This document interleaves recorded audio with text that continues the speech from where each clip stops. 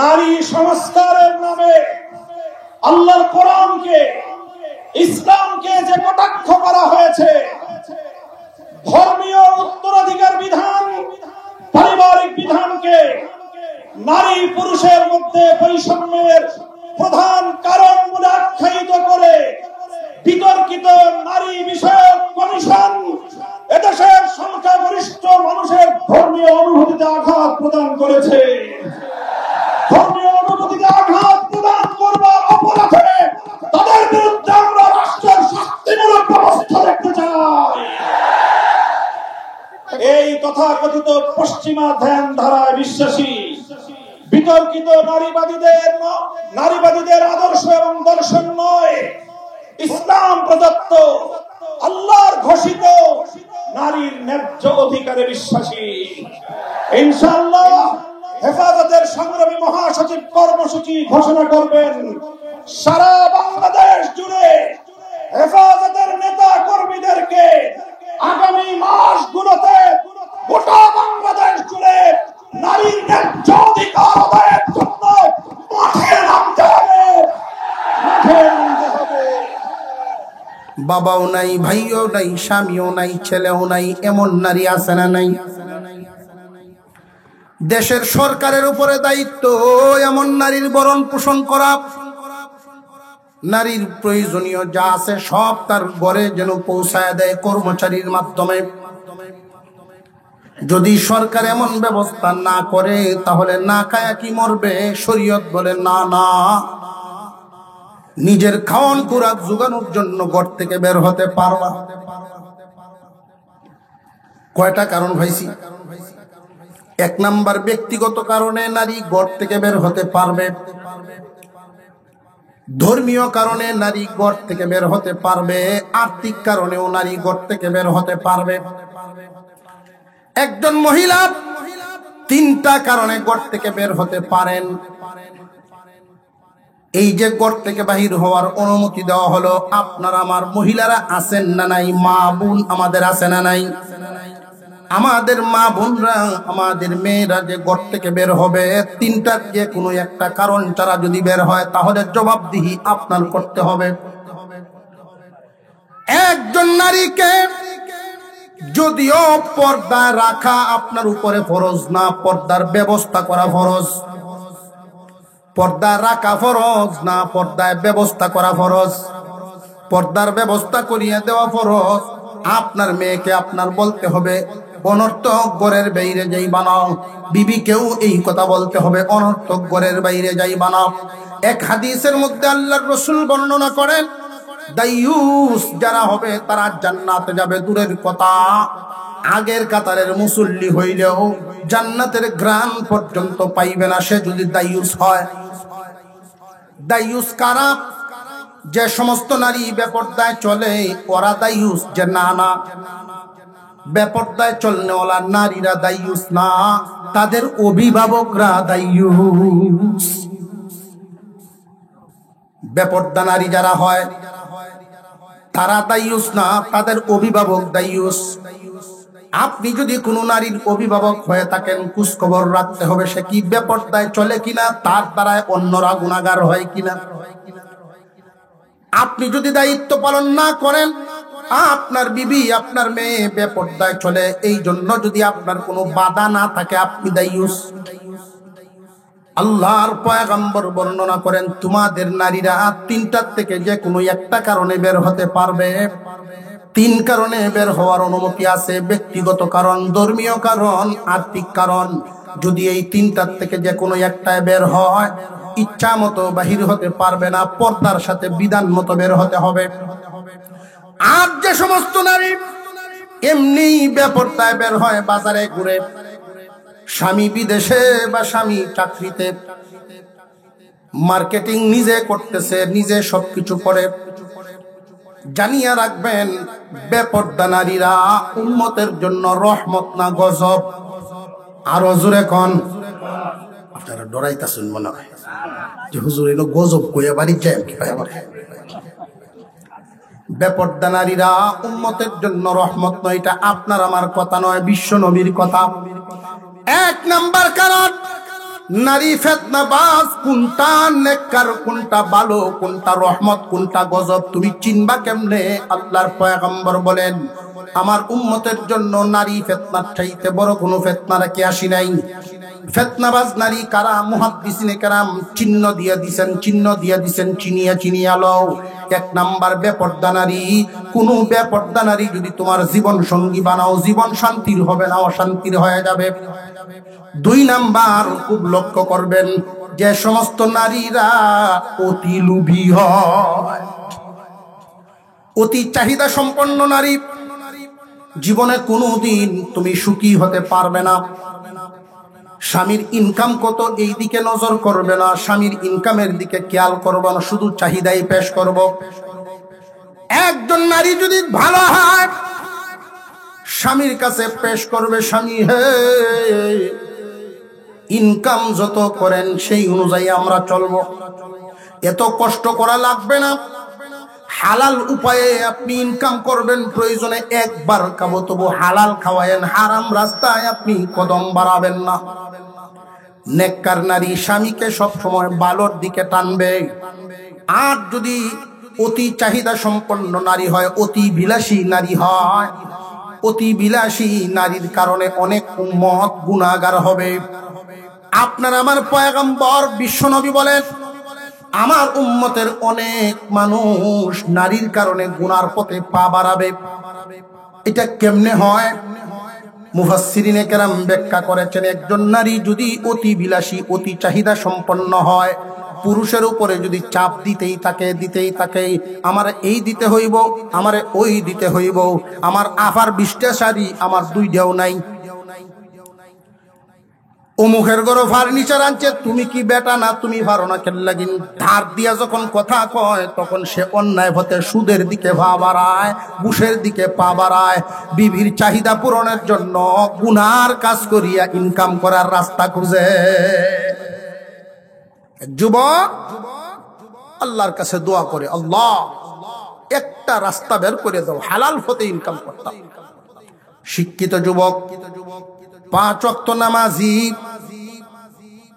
অনেক যুবক এরকম আছে, তার মন ভালো, অন্যায় কাজ করব না, আল্লাহর কাছে দোয়া করে, আল্লাহর রহমত হলো তার একটা চাকরিও হয়ে গেছে। যেই বেতন সে পায় ওই বেতন দিয়া চলতে পারে, আলহামদুলিল্লাহ, বাসা ভাড়া দিয়া পরিবার নিয়ে চলে, কোনো অসুবিধা নাই।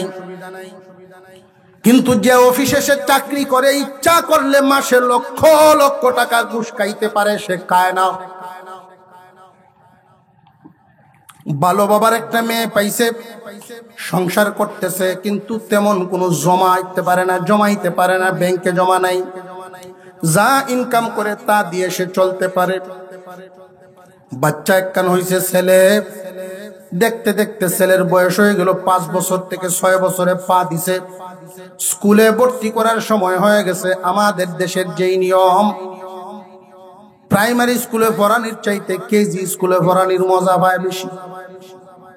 কেজি পড়ায় না, কেজি স্কুলগুলোতে দেখবেন শহরে সন্তানাদি নিয়ে স্কুলে আসা যাওয়া করে, বাবা না মায়, বেশিরভাগই কিন্তু মায় লইয়া যায়।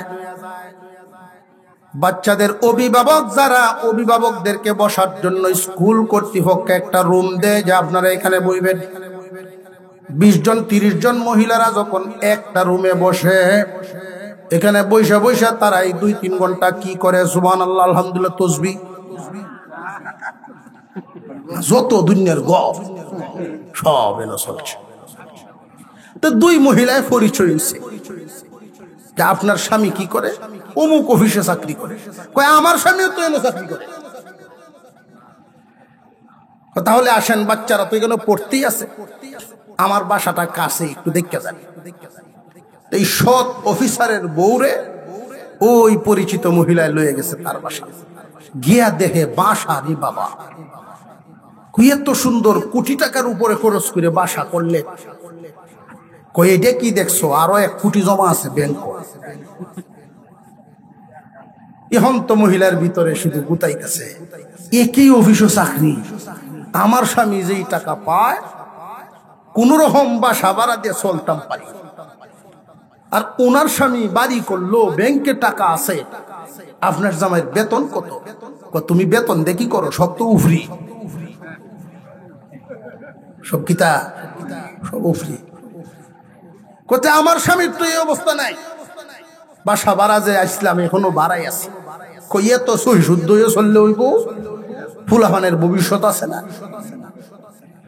তখন বেডি মনে মনে নিয়োগ করছে, গেল আসগো বাসাত, মুন্সিগিরিটা ছুটাইয়া বাসাত গেছে। রাত এশার নামাজের পরে যুবক খাইতে বসছে, অন্য দিনের মতো চেহারা ছবিটা, বাপসা বার এক জাত। বাপটা দেখলে বুঝুন যায় না কি হইছে, মনটা খারাপ। মন খারাপ থাকবো না, ভবিষ্যতের কোনো চিন্তা নাই, বাচ্চা কাচ্চার কোনো চিন্তা নাই। কি হইছে তোমার, বুঝাইয়া কও। এই যে চাকরি করেন, যা আনেন তাই করস, কোনো জমা নাই, বাচ্চা কাচ্চার জন্য তো কিছুই করলাম না। অথচ একই অফিসে চাকরি করেন, অমুকের বাসা করছে, এত টাকা খরচ করে, ব্যাংকে এত টাকা জমা, একই অফিসে চাকরি। তুমি কার কথা কও? অমুকের কথা। বলে হ, ওইটা দুই হাতে ঘুষ খায়। কইতে তুমিও খাইবা কালকে থেকে? আমিও খাইতাম। আল্লাহর কাছে জবাবটা কি দিব? মহিলাকে জবাব আমি দেব। ঘুষ হে খাইতো, জবাব বলে। আর যদি আমার কথা না শুনো, আমার সন্তান লইয়া আমি আমার দিন দেখাম, তুমি তোমার মুন্সিগিরি লইয়া থাকো। যে মহিলার এই হুমকিটা শতকরা কয়জন যুবক টিকব? কথা বুঝে আসতেছে আপনাদের? যদি শক্ত ভূমিকায় যে তুই তোর মতো থাকলে তা, আমার সাথে জীবন খাটাইলে খাটাইবি, এই সহিফতে আমি থাকবো, এই কঠিন অবস্থানে কয়জন যুবক টিকব? শতকরা 10 জন পাওয়া কঠিন, বাকি 90 জনেই তার কথা মানতে বাধ্য। এই জন্য আল্লাহর পয়গম্বর বর্ণনা করেন, আমার উম্মতের অনেক উম্মত গুনার পথে পা বাড়ায় লুবি নারী হওয়ার কারণে, তার জীবন সঙ্গী লুবি নারী হওয়ার কারণে। নারী যদি লুবি হইয়া যায়, ওইটা উম্মতের জন্য গজব। এই জন্য খুব সবরি এবং অল্পে তুষ্ট, খুব সন্তুষ্টশীল নারী, হালাল উপায়ে আপনি যা দিবেন এতেই যেন সন্তুষ্ট থাকে। নেককার নারী, পরহেজগার নারী কোনদিন স্বামীকে অন্যায় দিকে পা বাড়ানোর হুকুম দিবে না, বরং আরো ফিরাইব। 3 নাম্বার, ঝগড়াটে নারী। যে সমস্ত নারীর কারণে ঝগড়া সংগঠিত হয়, সমাজে অর্ধেকের বেশি ঝগড়া হয় নারীর কারণে। স্কুল কলেজে লক্ষ্য করবেন, ছেলেরা দলাদলি করে ঝগড়া করে, খোঁজ নিলে বেশিরভাগ ঝগড়াই কোনো নারী ইস্যু। পরিবারের মধ্যে যদি স্বামী স্ত্রীতে ঝগড়া হয়, এখানেও দেখবেন বেশিরভাগ ক্ষেত্রে দেখা যায় নারীর কারণেই ঝগড়া হয়। নারীর কারণে ঝগড়া কেমনে হয়, একটা উদাহরণ না দিলে বুঝে আপনার অসুবিধা হইতেছে না? সারা দিন বেলা কাজ কাম করে হাওড়ে, সন্ধ্যা সময় বাড়িতেই।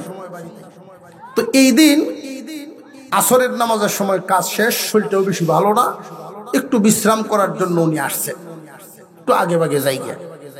যেই মাত্র আসরের সময় বাড়িতেছে, নেককার নারী যারা স্বামীকে রিসিভ করবে, গ্রহণ করবে, একভাবে কুদালটা আত্ম লইব, বা ব্যাগটা যদি আত থাকে ব্যাগটা আত্ম লইব, আজ্ঞয়া তারেকে রিসিভ করি, নেককার নারীর লক্ষ্য। আর বদকার নারী, স্বামী ঘরে আসার সাথে সাথে তার কাছে যত অভিযোগ জমা আছেন সব পেশ করা শুরু করতে থাকে। বেটা এমনি মাথা গরম, বাড়িতে শুধু আসছে, সকাল সকাল আসতে দেখা যায় আজকে বালা কামুস, ফেজ নাই, মরিচ হও নাই, সাবান লাগবো, 8-10টা পদের অর্ডার দিয়া শেষে 2 লাফা আনো অন্য বাজারও যাওগা। তার কাছে টাকা আছে কিনা এই খবর নাই। ওটা চিন্তা করলো, আইরি আইসলাম একটু আরাম করা, আরামটা রইল না। আমার শরীরটা কেমন আছে এই খোঁজখবর না নিয়া অর্ডার তো দেখছে। পয়সা করতে হইব, বিশ্রাত দুইলা নাইলিয়া ডেঙ্গা যে ফালছি তাকে তুলছে করছে, বাজারে লইয়া নিয়ে বেচিয়া এর ভরে বাজার সদায়। খুব সুহে না দুঃখে, কষ্ট তো আছে। আর এদিক দিয়ে মহিলায় পাশের ঘরের বাচ্চার সাথে নিজের বাচ্চার ঝগড়া হয়েছে। ছোট বাচ্চারা ঝগড়া করে, এই বাচ্চাদের ঝগড়াকে কেন্দ্র করে অনেক মহিলা আছে দেখবেন নিজে লইয়াছে কাজিয়া। যারা বাচ্চাদের ঝগড়াকে কেন্দ্র করে নিজের মাথায় কাজিয়া তুলে, এরাই কাজিয়া হুন্নি নারী, ঝগড়াটে নারী। আর এরা যে মুখ চালু করব, কামও করে কাজিয়াও করে, কামও করে কাজিয়াও করে, মুখ চলছেই। বোঝা যায় এই যে খালি সুইচটা টিপ দিয়ে ছাড়ছে, এফএম রেডিও বাজতেই আছে। কেউ যদি কয় যে তুমি একটু আস্তে থামো, সাথের ঘরে একজন হাজি সাহেব, উনি কি কইব তখন? হাজি সাহেবরে কতক্ষণ তো হুঁচি আজি হুঁচি দেখা আছে। হাজি সাহেব গরু বয়ে বয়ে আচ্ছা এই ভূত আমার উঠে কেড়ে না ছিল।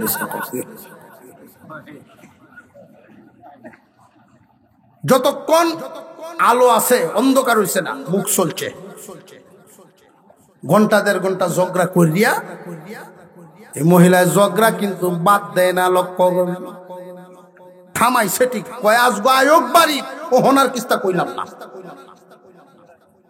এই যে ঘন্টা দেড় ঘন্টা যে ঝগড়া করছে, আবৃত্তি মিটছে না, কয় আসবো আয়োগ বাড়ি। বেটা যে বাড়িতে আইছে রাত্রে 8টা বাজাইয়া বাজার সদায় করে লই আইছে, সুখ করে আইছে না কষ্ট হইয়া, ব্যাগটা লইয়া খালি উড়ানো একা রয়েছে। তোমার বাড়ির তুমি তাহ, আমি থাকতাম না। মহিলারা যে সময় এই হুমকি দিয়ে দেয়, অনেক যুবক দুর্বল হয়ে রে, পাহাড়ি তুই যদি যাস গা আমার গতি দেখি। আর যদি যুবকরা অন্য পথ অবলম্বন করত, নারীরা যদি বলে, বিবি যদি বলে যে আমি তোমার ঘরে থাকতাম না, যাই সাথে সাথে বলা দরকার কাপড় চোপড় বাসগর ব্যাগটা গুছ, আমি একটা অটু আনি। তেই দেখবেন এর ভোর থেকে আর এই কথার গোপন কথা বুঝে আসতেছে। মুসলমান ইমানদার ভাইরা আমার, রাত করে যখন বাড়িতে আসে, এই পুরুষ তো এমনি মেজাজ খারাপ, এই মেজাজের মধ্যে যখন আইসা শুনে বাড়িতে ঝগড়া, তখন ঝগড়ায় আরো ঝগড়া বাড়ে। নারীর মধ্যে সীমাবদ্ধ থাকে না, 2 ঘরের পুরুষে পরে ঝগড়া হয়। অনেক নারীর কারণে সমাজে পরিবারে ঝগড়া সংগঠিত হয়।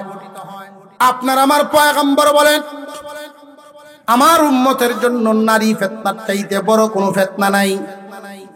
1 নাম্বার, যে সমস্ত নারীরা বেপরদা, এরা উম্মতের জন্য ফিতনাবাজ নারী।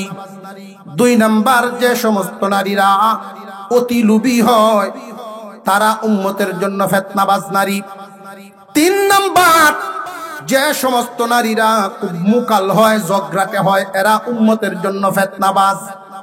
নেককার নারী ঝগড়াকে এড়ায়া চলবো, আস্তে কথা বলবো, গলা ছাড়িয়া কথা বলবে না, পর্দায় থাকবো, অল্পে সন্তুষ্ট থাকবো। ওই সমস্ত নেককার নারী যদি জীবন সঙ্গী বানাইবার পারো, জীবন তোমার সুখ শান্তিতে আরামে এসে যাইব।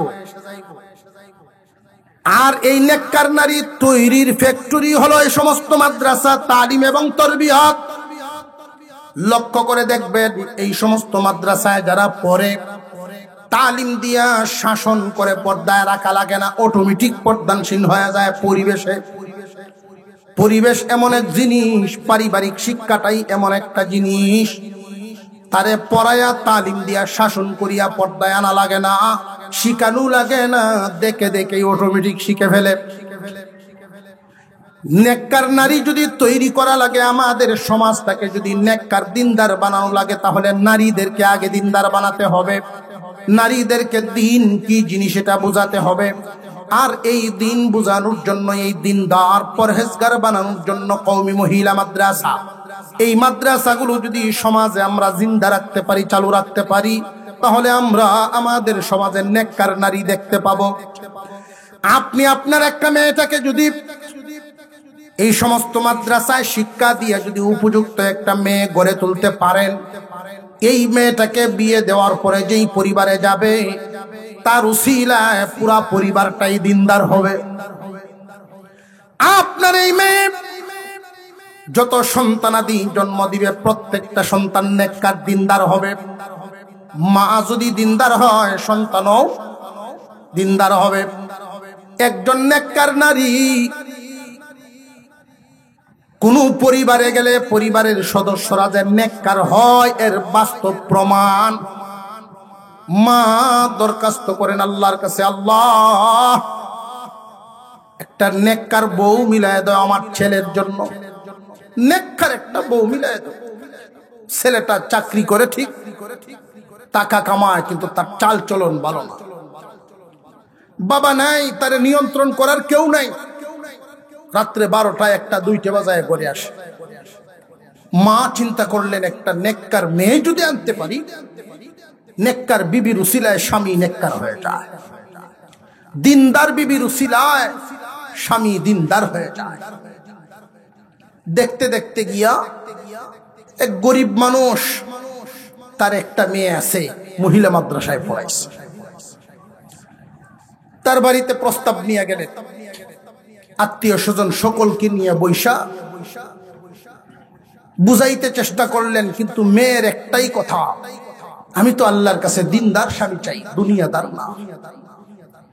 দিন আর দুনিয়া অনেক পার্থক্য। আমি আল্লাহর কাছে দিনদার স্বামী চাই, দুনিয়াদার না। মুসলমান ভাইয়েরা, আত্মীয় স্বজন সকলে বুঝাইয়া যে তুমি দিনদার আছো, দিনই শিক্ষায় শিক্ষিত, তোমার উসিলায় যদি একটা ছেলে দিনদার হয় এর সব কি তুমি পাইবা না? তুমি রাজি হয়ে যাও। মেয়েটা বুক বড় আশা নিয়ে যে আমার উসিলায় যদি আমার স্বামী দিনদার হয় এই সব তো আমি পাবো। মেয়েটা রাজি হইছে। গরিব বাবার মেয়ে, অনেক ধনী স্বামী, চাকরিজীবী, কিন্তু তার চাল চলন তো ভালো না।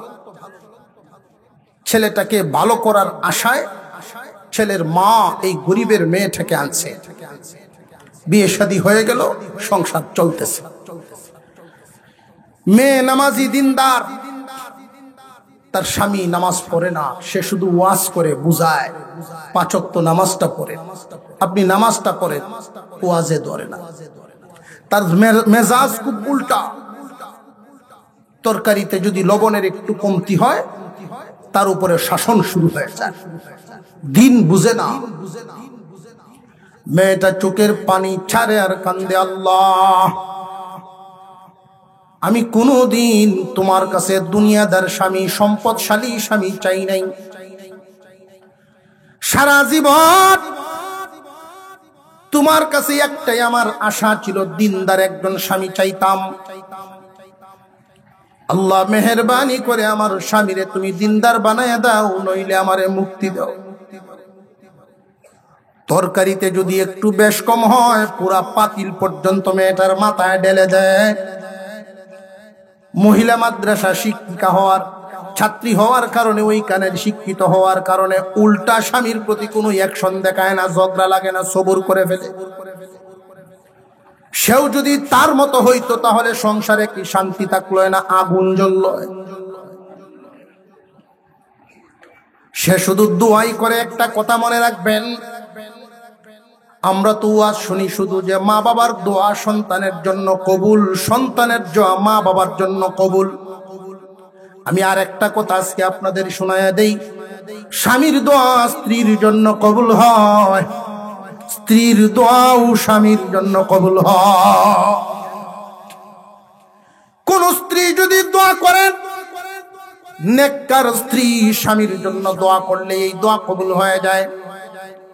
স্বামী ঘর থেকে বের হইছেন কামাই রুজির জন্য, নেককার বিবি ঘরে রাখছেন।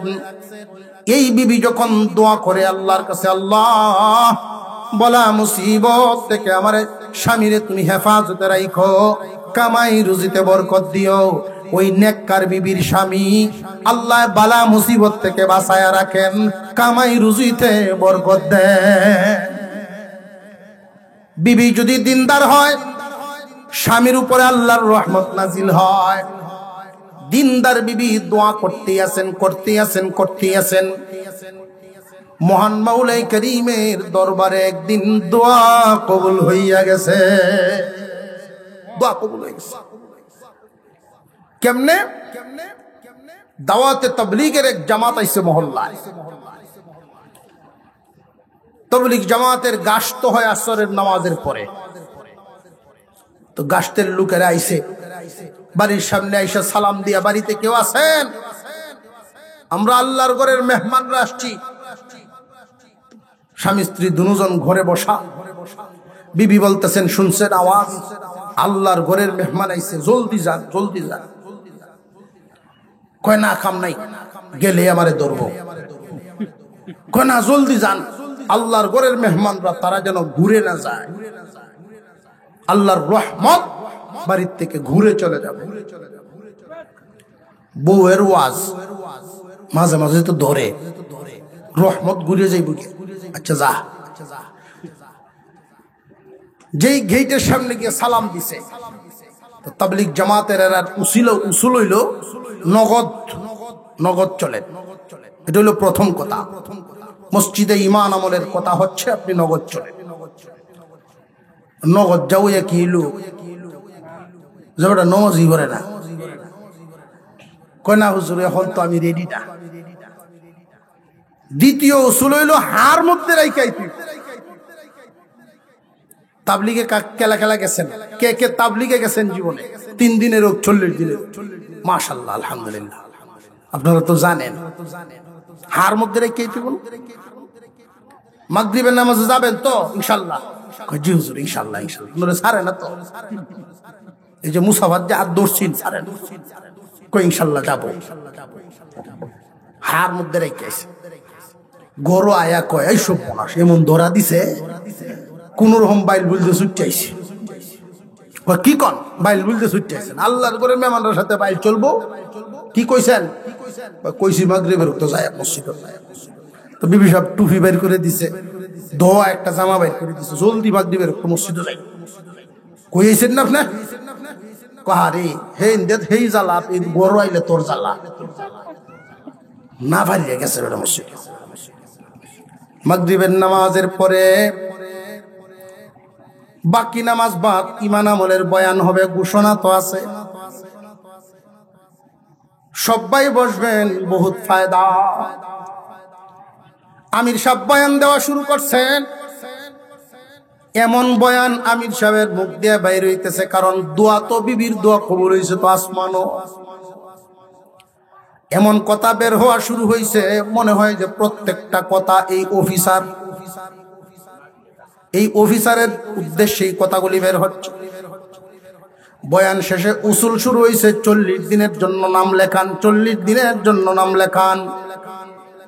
যারা যারা লেখাইতেছেন, কিন্তু উনি তো মাথার নিচের দিকে দিয়ে বসে। আমি সব গুরান দেখো, ভাই সব আপনি কি কয়? হুজুর আমার ঝামেলা আছে, চাকরি আছে তো। এমন ধরা দিছে আমি সব, চাকরি হয়েছে তো কি হয়েছে? আজকে মারা গেলে কালকে চাকরি কে করবে? কথা তো হুজুর ঠিকই। আমি যে চাকরিটা করি কোম্পানি, বিয়ার সময় 3 দিন ছুটি দিচ্ছি, আমার এটা ছুটি নাই।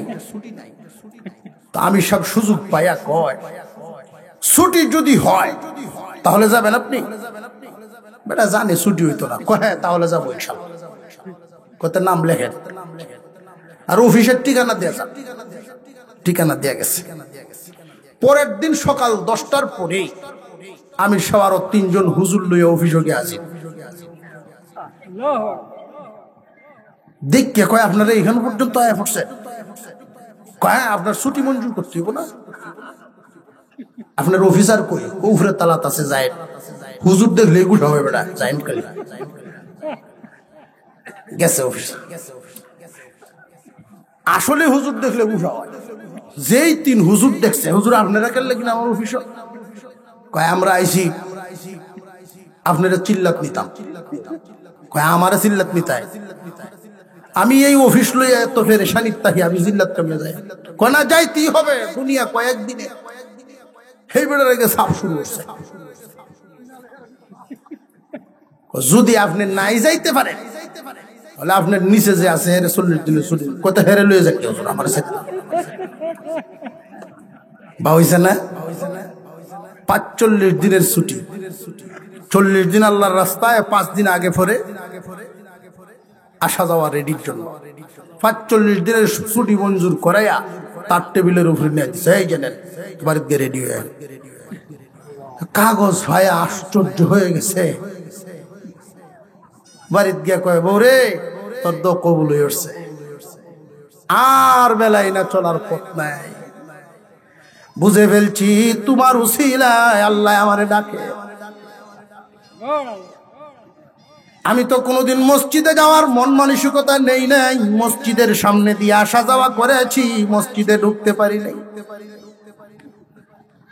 3 দিনের জন্য যাইতে পারি না আল্লাহর রাস্তায়, 40 দিনের জন্য যাব এটা কল্পনাও করি নাই। বুঝতে পেরেছি নামাজে বৈশা বৈশা যে তুমি চোখের পানি ছাড়তা আর কান্তা, তোমার দোয়া আল্লাহর দরবারে কবুল হয়ে গেছে। একটা বিবি যদি নেককার হন, স্বামীর জিন্দেগি নেককারের পথে চলা সহজ হয়। বিবি যদি দিনদার হয়, দিনের পথে চলা সহজ হয়। বিবি যদি দিনদার না হন, দিনের পথে চলা সহজ হয় না। চাকরির থেকে, ব্যবসার থেকে, গৃহস্থির থেকে আপনি ঘরে আসবেন, খানা খাওয়ার টাইম, পেটে ক্ষুধা, দস্তরখানের কথাই সময় মনে থাকতো না। আর বিবি যদি দিনদার হন, দস্তরখান বিছায়া তারপরে খানা রেডি করে রাখবো। এই জন্য বিবি যদি দিন বুঝে, দিনের পথে চলা সহজ হয়। কথা বুঝে আসতেছে আপনাদের?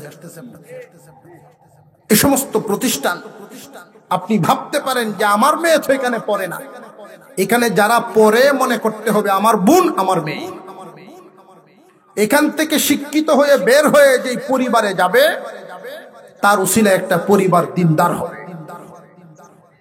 আপনারা যারা সাহায্য করেছেন, আমি শুনেছি সেখানে বসে বসে, দ্বীনি রাস্তায় সাহায্য করার তকদির সবার হয় না, ইলমে দ্বীনকে সম্মান করার তকদির সবার হয় না। একটা কথা আজকে আপনাদেরকে শোনায় দিই, হয়তো আপনাদের কাছে নতুন মনে হইতে পারে। আদম আলাইহিস সালামকে আল্লাহ যেই দিন ইলম দিয়েছিলেন, ইলম দিয়েই তারপর ফেরেশতাদেরকে বলছিলেন সেজদা করো। তোমাদেরকেও আমি বানাইছি, আদমকেও আমি বানাইছি।